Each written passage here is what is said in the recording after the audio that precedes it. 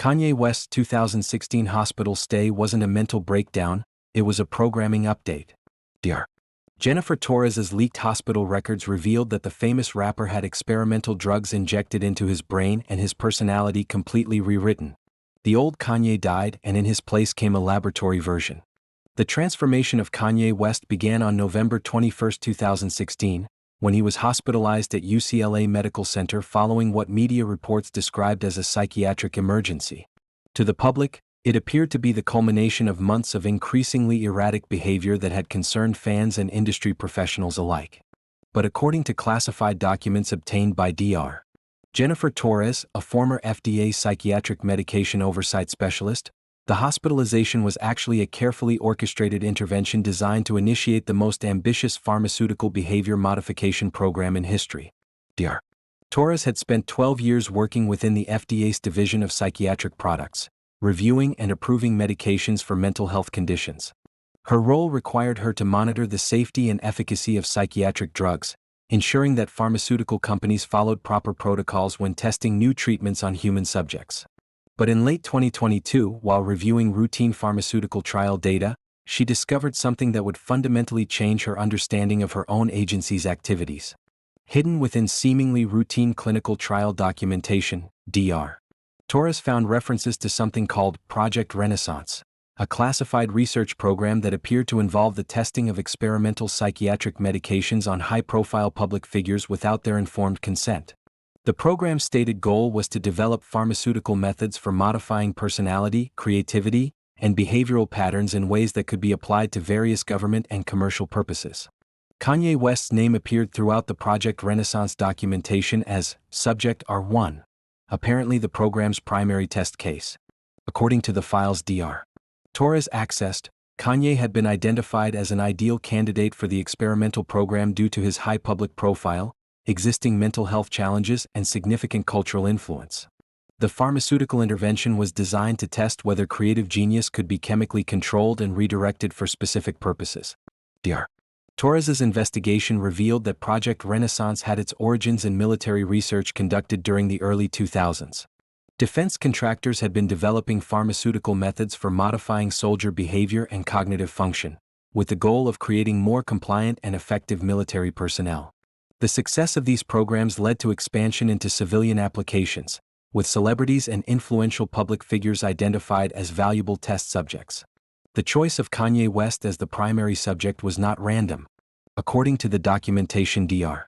Torres uncovered, pharmaceutical researchers had been monitoring Kanye since 2012, analyzing his behavioral patterns, creative output, and public statements to understand the neurochemical basis of his unique personality and artistic vision.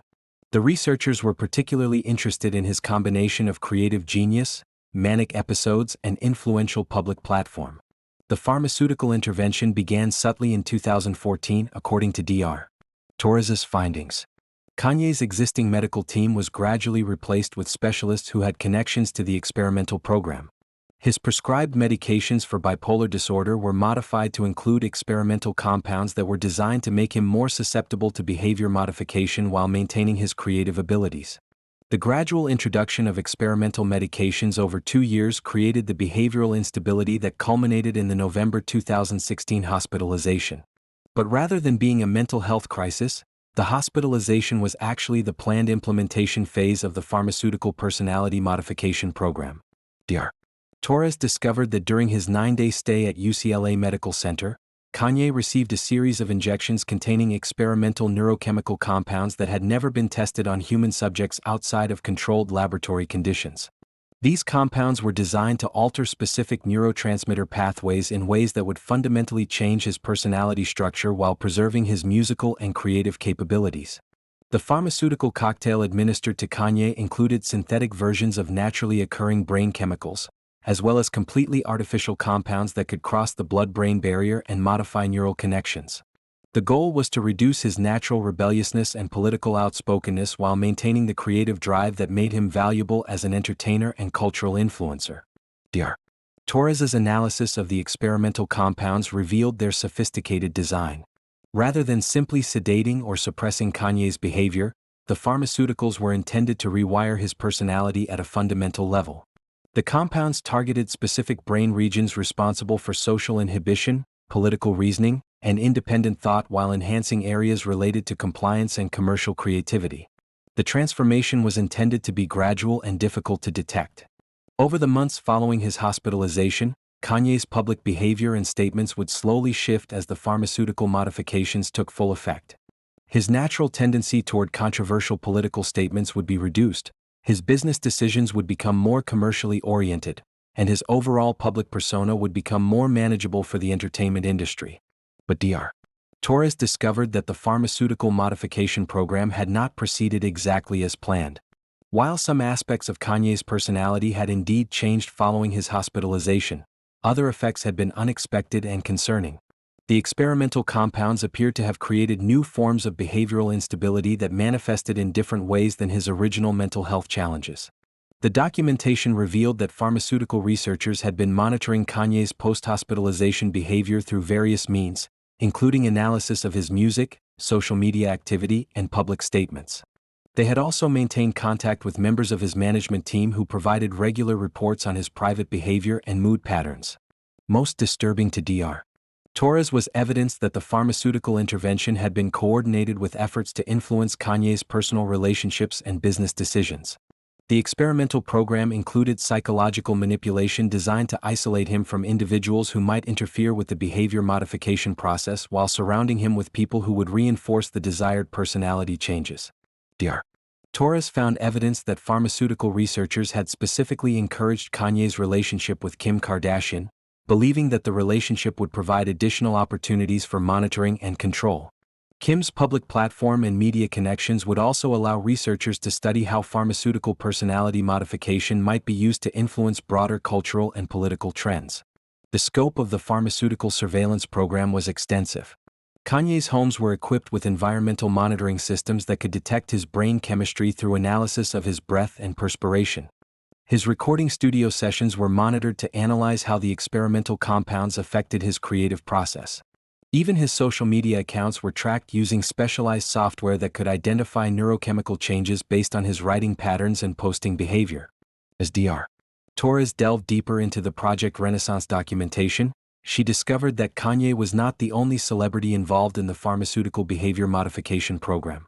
Several other high-profile entertainers, politicians, and business leaders appeared to be subjects in similar experimental protocols, though Kanye remained the most extensively documented case. The pharmaceutical research had broader implications beyond individual behavior modification. Dr. Torres found evidence that the experimental compounds developed through testing on celebrity subjects were being refined for potential mass distribution. The ultimate goal appeared to be the development of pharmaceutical methods for influencing public opinion and social behavior on a population-wide scale. The discovery of these programs created an impossible ethical dilemma for Dr. Torres. As an FDA employee, she had taken an oath to protect public health and ensure the safety of pharmaceutical products. But the Project Renaissance documentation revealed that her own agency was complicit in unauthorized human experimentation that violated every principle of medical ethics and informed consent. Dr. Torres also realized that exposing the pharmaceutical behavior modification program would likely destroy the careers and reputations of the celebrity subjects who had been manipulated without their knowledge. Kanye West and others had been victims of sophisticated psychological and chemical manipulation, but the public revelation of their condition might cause additional harm to their mental health and public standing. The decision to become a whistleblower was further complicated by the obvious dangers involved in exposing a program that involved powerful pharmaceutical companies, government agencies, and entertainment industry figures. Dr. Torres knew that revealing the existence of Project Renaissance would put her own safety at risk and potentially expose her to retaliation from the organizations involved in the experimental program. After months of internal struggle, Dr.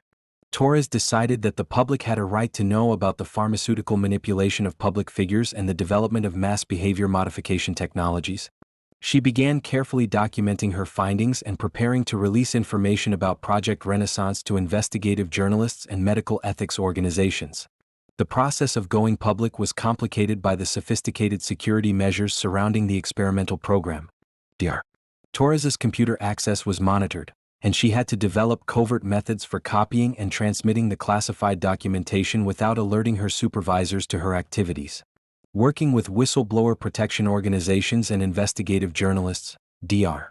Torres arranged for the simultaneous release of information about Project Renaissance through multiple media outlets. The revelation that Kanye West and other celebrities had been subjected to unauthorized pharmaceutical experimentation created an immediate international scandal. The FDA initially denied the existence of Project Renaissance, claiming that Dr. Torres's allegations were based on misinterpreted research documents and that no unauthorized human experimentation had been conducted. But as additional evidence emerged from other sources, including former pharmaceutical researchers and medical personnel, the agency was forced to acknowledge that inappropriate experimental protocols had been implemented. Kanye West's initial response to the revelations was complicated by the ongoing effects of the pharmaceutical modifications he had undergone. His public statements about the experimental program were inconsistent and sometimes contradictory, leading to speculation about his ability to accurately recall or understand what had been done to him. The revelation of the pharmaceutical behavior modification program triggered investigations by multiple government oversight agencies, medical ethics boards, and international human rights organizations. The scope of the experimental research extended far beyond individual celebrity subjects into questions about informed consent, medical ethics, and the potential for pharmaceutical companies to manipulate public behavior. Congressional hearings were held to investigate the FDA's role in Project Renaissance and to determine the extent of unauthorized human experimentation conducted by government agencies and pharmaceutical companies. The hearings revealed a complex web of relationships between drug manufacturers, government research facilities, and entertainment industry figures that had facilitated the experimental program. The long-term health consequences for Kanye West and other subjects of the pharmaceutical experimentation remained unclear. Medical experts testified that the experimental compounds used in the behavior modification program had never been properly tested for long-term safety, and that the subjects might face unknown health risks for years or decades following their exposure. For Dr. Torres personally, the decision to expose Project Renaissance resulted in the end of her career with the FDA and ongoing harassment from unknown sources. But her revelations led to significant reforms in pharmaceutical oversight and new protections for human subjects in medical research. The Kanye West pharmaceutical modification scandal ultimately served as a watershed moment in understanding the potential for medical technology to be used for social and political control. It highlighted the need for transparency in pharmaceutical research and stronger protections for individuals who might be targeted for experimental manipulation. The case also raised fundamental questions about the nature of personality, creativity, and authentic human expression in an age when brain chemistry could be modified through pharmaceutical intervention. If Kanye's artistic output and public statements had been chemically influenced, what did that mean for his legacy and the authenticity of his creative work? Most importantly, the scandal demonstrated that protecting individual autonomy and human dignity in the modern world required vigilance not just against obvious forms of coercion, but against sophisticated medical and pharmaceutical manipulations that could alter the very essence of human personality and identity. The revelations about Project Renaissance ultimately led to new international agreements on human experimentation and pharmaceutical testing, ensuring that future research would be subject to proper oversight and informed consent. But the questions raised about the pharmaceutical modification of public figures continue to influence discussions about medical ethics, celebrity culture, and the potential for technology to be used to control human behavior.